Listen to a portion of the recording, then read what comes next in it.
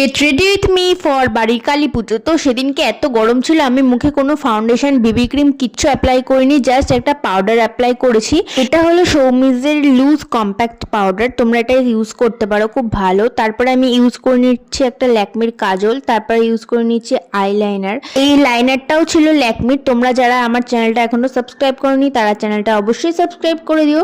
তো তারপরে দিয়ে নিয়েছি একটা সুগারের ব্লাশার, তারপরে নিয়ে নিচ্ছি লিপস্টিক। এই লিপস্টিকটা তোমরা আমাকে অনেক ভিডিওতে ইউজ করতে দেখবে, এটা সুগারের 21 নম্বর শেড। তারপরে ইউজ করে নিচ্ছি একটা মেবেলিনের মাস্কারা, এটা ভীষণ ভালো। আর তোমরা আমার এই দুদিকে দুটো চুল বাঁধাটা একটু অ্যাভয়েড করো, কারণ ভীষণ গরম লাগছিল তাই এভাবে বেঁধেছিলাম।